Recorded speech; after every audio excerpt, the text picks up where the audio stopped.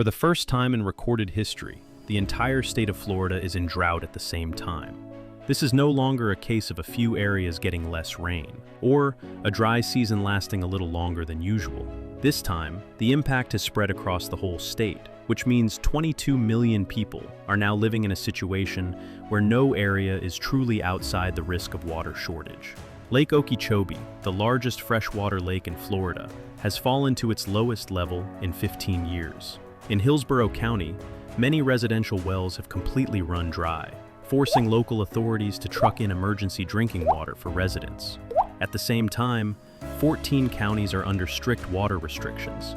Tampa has received only 33% of its normal rainfall since September, and more than 1,500 wildfires have broken out in just 3 months, burning over 21,000 acres of land.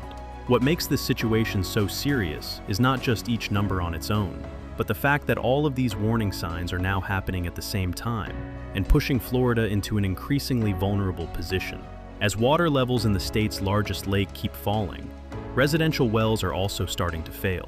As families are forced to rely on emergency water deliveries, water restrictions are being expanded across wider areas. And at the same time, wildfires continue to spread across land that is becoming drier and more exhausted by the day. Looking at the bigger picture, this is no longer a stretch of unusual weather that will simply pass on its own. It has already begun to affect daily life, water access, and the basic sense of security people depend on. What is even more serious is that the danger is now very clear, but the level of preparation and response does not match it. And this is exactly where the story begins to shift. Because the real issue is no longer just how long Florida has gone without rain. The bigger question is this: while residents are being forced to save every gallon of water, who is the state's remaining water actually being prioritized for? But Florida's lack of rain is still not the biggest problem. The biggest problem is that while residents are under water restrictions, and many families are receiving emergency drinking water because their wells have run dry, Lake Okeechobee is still releasing as much as 379 million gallons of water per day. According to maps from the Army Corps of Engineers, that water is not being prioritized for household use, nor is it being used to support the weakening Everglades ecosystem. Most of it is instead flowing to a 400,000-acre sugarcane growing area. That detail alone exposes the core of this crisis. Florida is not just short on water. Florida is running short on water while a large share of its remaining supply is still being sent somewhere else. To understand how the situation was pushed this far, we have to look back to before the 2026 dry season truly tightened its grip on the state. The 2025 rainy season should have been the time when lakes, rivers, and aquifers were replenished. Instead, it ended with a deficit of more than 12 inches.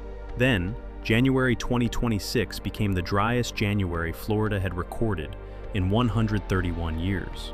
By the end of that month, the entire state had already fallen into moderate drought. In early February, conditions worsened even faster.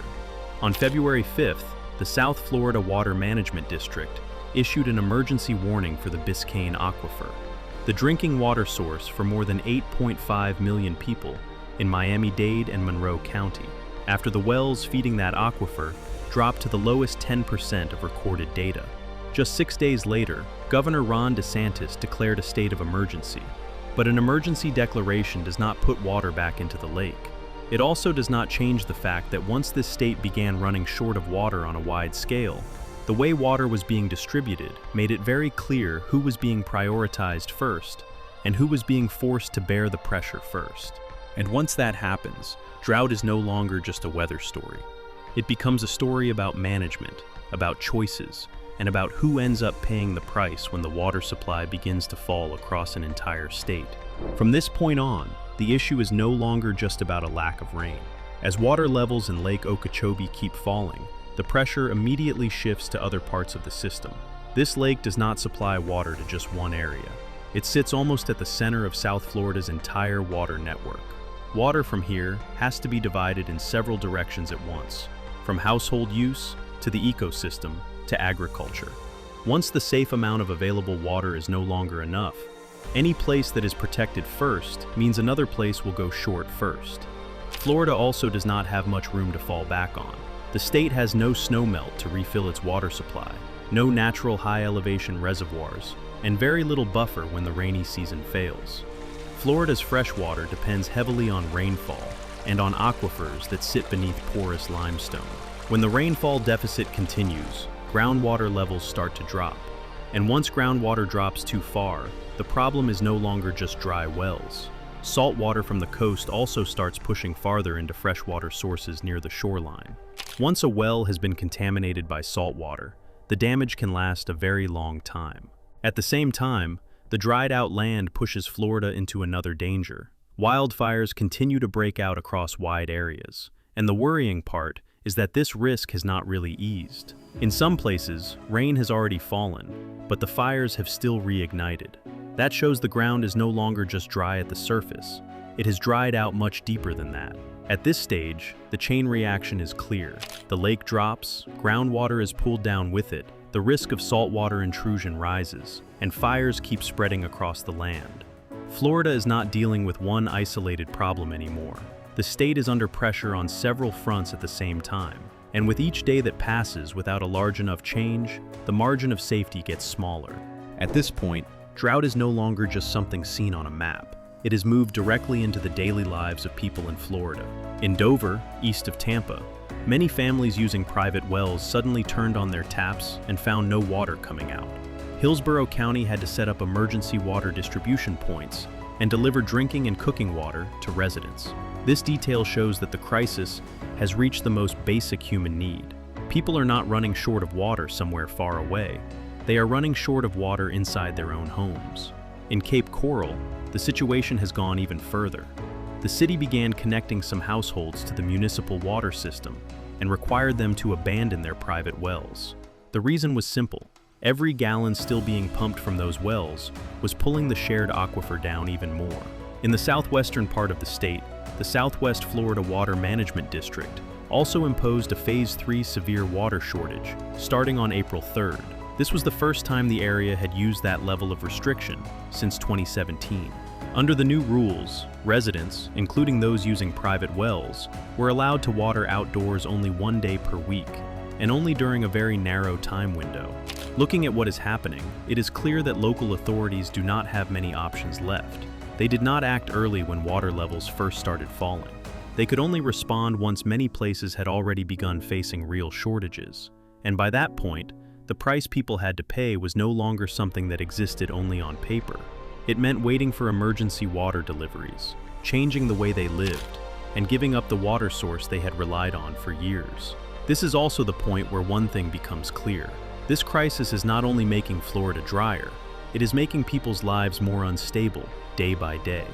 But when groundwater drops too low, Florida faces another risk: saltwater pushing into freshwater sources along the coast. This is not the kind of damage that disappears after a few rounds of rain. Once a well has been contaminated by saltwater, some areas can lose usable water for a very long time. That means some communities are not just under pressure during this dry season. They may be forced to live with the consequences for much longer. At the same time, this drought still shows no sign of ending soon. Drought.gov projects that dry conditions could last at least until June 2026.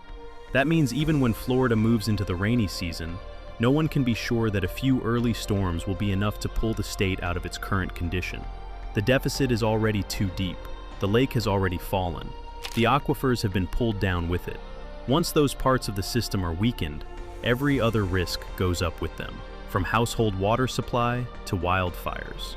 People in Florida are not just living with water shortages right now. They are also living with the risk that this situation will keep dragging on. Looking beyond Florida, this is not the only place facing this kind of crisis. Many parts of the world are running into the same problem. Extreme weather is showing up more often. Rainfall patterns are becoming less stable. But the way people manage resources and prepare for these threats is not changing fast enough. Climate change increases the pressure, but the real damage gets worse when decisions are wrong or too slow. Florida is a very clear example of that. The warnings were there in advance. The signs were there in advance. But when conditions got worse, ordinary people were still the ones forced to take the hit first. And the remaining question is very simple. If the state saw this risk early, why was it still allowed to reach this point? If you are living in Florida or are directly affected by this drought, Leave your current situation in the comments below. And if you want to keep following the latest developments, please like and subscribe to the channel.